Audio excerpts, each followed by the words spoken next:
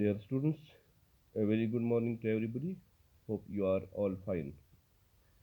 And today we are having our class regarding phylum Platyhelminthes. So far as Platyhelminthes are concerned, Platyhelminth word is derived from two Greek words, Platis and Helmin. Plates in Greek means broad or flat, and Helmin means worm. So the Platyhelminthes are the broad or flatworms. Platyhelminthes are the flatworms. Flatworms were known to Aristotle, who recorded tapeworm. Debris in the year 1379 recorded liver fluke. Guggenbauer or Jaginbauer in the year 1859 he coined the term Platyhelminthes. The phylum Platyhelminthes has about 13,000 species. Now let's come to the general characters of this very phylum, that is the Platyhelminthes or the flatworms. Habitat. So far as the habitat is concerned, flatworms are mostly parasites. That means they live in or outside the bodies of other organisms, but some are free living and they can be terrestrial or aquatic. Terrestrial means living on land, and aquatic means living in water. In aquatic, they can be freshwater or marine. So, this was about the habitat. Now comes the next body feature or general characteristic, that is the body form. Body form. So far as their body form is concerned, the flatworms are dorso-ventrally flattened, leaf-like or ribbon-like without true segments. Dorso-ventrally means that is the dorsal side or the upper side, and ventral side, that is the lower side. That means body is flat from both surfaces, lower and upper surfaces. That is dorso-ventrally. In a lower surface and upper surface, both surfaces are flat. Now let's move to the third characteristic of this very phylum, that is the symmetry. These Platyhelminthes are the flatworms. They show or they possess bilateral symmetry. Bilateral symmetry means the body can be divided into equal halves by a single plane only. Now comes the germ layers. So far as the number of germ layers is concerned, these flatworms, they are triploblastic animals. That is first triploblastic animals. That means their body consists of, they consist of three germ layers: ectoderm, mesoderm, and endoderm. Now comes next, that is the level of organization. Flatworms are the platyhelminthes. They possess organ level of organization. Now comes their body plan. Body plan, they are having blind sac body plan. Blind sac body plan means there is a single aperture or opening for both mouth and anus. That plan we call as body sac plan. Now comes the coelom. Coelom is absent, that is flatworms are acoelomates. The area between body wall and the gut or the digestive tract is filled with a special connective tissue, that is the parenchyma or mesenchyma.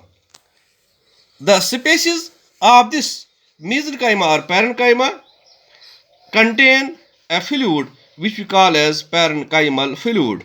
This parenchymal fluid transports materials and also form hydrostatic skeleton or skeletal. Now body wall. Body covering is soft and may or may not be ciliated. There are rod-shaped structures or bodies which we call as the rhabdites. They are present. Rhabdites are present in the epidermal cells of living platyhelminthes. This these rhabdites, they are protective in nature and are used in food capturing or to capture food. Now comes the digestive tract, another characteristic. Digestive tract, if present, is incomplete, that means it is without uns. Digestive tract is absent in tapeworms. Where digestive tract is present, digestion is both intercellular and intracellular. Now comes to skeleton. Skeleton system is absent. Therefore, flatworms, they are soft. They are soft. In certain cases, scleroprotein cuticle is present. The fluid in the parenchymal network maintains the body shape, that is, the body fluid that is in the form of hydroskeleton. Hydroskeleton maintains the body shape. Now comes the respiratory system. Respiratory organs are absent in case of platyhelminthes or the flatworms. So far as the gaseous exchange it is concerned, gaseous exchange takes place through body surface by diffusion in aerobic flatworms. Most of the parasites respire anaerobically. Now comes the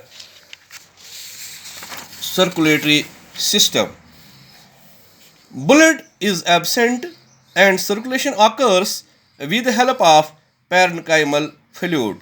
Now next one is excretory system. Excretory system of flatworms, it consists of peculiar phlegm cells which are also called as solenocytes or protonephridia, which are meant for excretion and osmoregulation. Protonephridia are actually, these are the bundles of phlegm cells. So far as the waste removal, waste product is concerned, these are ammonotelic and ammonia is the chief waste product. Nervous system. Nervous system is of ladder-like or ladder type, or we can say the nervous system is ladder-like and consists of brain, or we call it cerebral ganglia, longitudinal nerve cords, and transverse commissures. This is about the nervous system. This is the unique feature of the flatworms or the platyhelminthes, that is ladder-like nervous system is present in them. Now comes the reproductive system. So far as reproduction in flatworms is concerned, there both asexual and sexual methods are present, but asexual reproduction is present in mostly free living forms, and this occurs by transverse binary fission. Regeneration is well marked in them. The animals belonging to this platyhelminthes phylum, they are generally hermaphrodites, monoecious, that is both sexes are present there, and reproductive organs are well developed. Fertilization is cross as well as internal fertilization. However, in tapeworms, self-fertilization is present. Now comes about the development. Development is direct in certain cases. Direct development means where larval stages are not present. It is indirect in many forms with one or more larval stages. In liver fluke, we are having the various larval stages like Mericidium, Sporocyst, Ridia, Cercaria, and Metacercaria. These are the larval stages in case of liver fluke. In tapeworms, we have Onchocephere or Onchocephere, Hexacanth, and Cystocircus. These are the larval stages in case of tapeworms. Now, the unique features of this very phylum Platyhelminthes, that is parenchyma, which is a special connective tissue, it is present there. They are having the ladder-like nervous system, one of the important very unique features, and they are having the phlegm cells for this excretion and osmoregulation.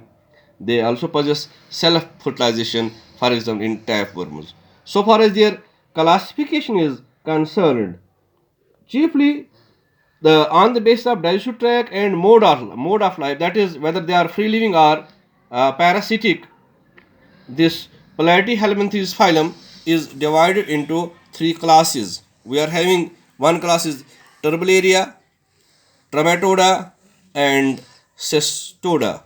Turbellaria, it's a Latin word. Turbella means stirring. So far as the animals belong to this class, they are mostly free living flatworms. They occur in freshwater, seawater, and on land. Body is leaf like, commonly called planarians. For example, we have Dogesia or Dogesia, Dugesia, Dogesia or Splanaria convolata or Noto planeta or Bipalium, these all belong to this class Turbelia. Then we have the second class, that is Trematoda. It is a Greek word. Trema in Greek it means whole, and idios it means form. And these are all parasites. Generally they are endoparasites and a few are ectoparasites. Their body is leaf-like. Digestive tract is two-lobed. Development is indirect, that is larval stages are present. For example, liver fluke or fasciola hepatica or blood fluke schistosoma, that belongs to this class Trematoda. Now the third class